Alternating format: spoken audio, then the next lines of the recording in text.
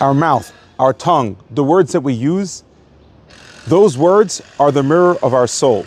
They say what's going on in your deepest subconscious. Things that you didn't have to say. Why did you say it?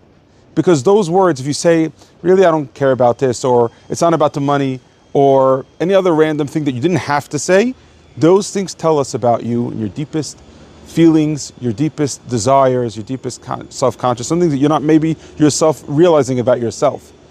The good news is that those same words that you use, that you turn things around, you could actually take your words and that could be a steering wheel towards changing how you feel, changing your subconscious. Where do we see this? We see this in the rabbis in Mishnah and Avot. They tell us that Bilaam, he had a very egotistic, narcissist soul. He was nefesh revetza, ayin ra.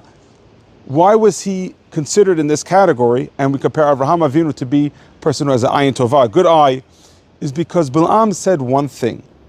He said to the messengers of Balak that even if Balak gives me all of the gold and silver of his house, all of his Fort Knox, I won't be able to go against the word of God.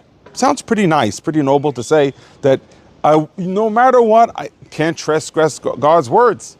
But since he mentioned something that he didn't have to say, nobody offered him the money of Balak's household.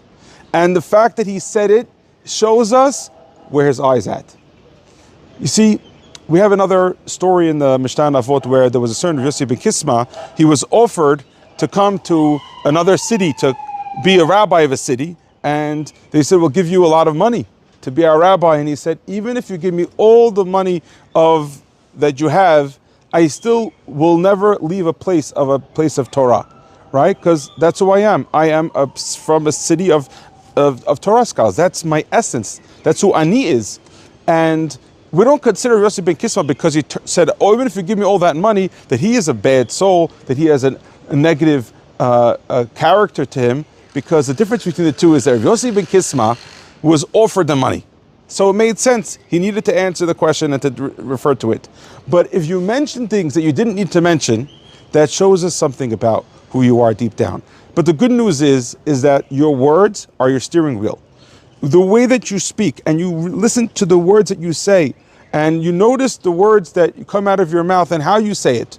If you changed your tone, you're going to change who you are. We see this by Yaakov, that Yaakov, he changed the way that he dressed. He wore Esav's arms, clothing on his arms to make him look like and feel like Esav to his father, but he still didn't change his voice. He says, Kol Kol Yaakov, v'yadayim idei Esav. The voice is the voice of Yaakov. Why did he change his voice? Because when you change how you talk, you change your essence. And that Yaakov wasn't willing to do.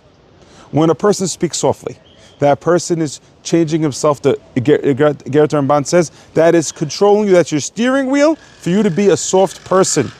I would help a lot of yeshiva boys going through their times of stress and teenage craziness. A lot of times the way to help them is through song. Because when somebody sings in a certain way and they go through voice lessons, so that could help the person deal with certain emotions. When somebody is singing, he's usually able to not be angry. So this is the secret of being able to control how you are, is try to be aware of the words that you say. Try to be aware of the words of how you say them, because that's going to change your state of mind. That's going to change how you feel.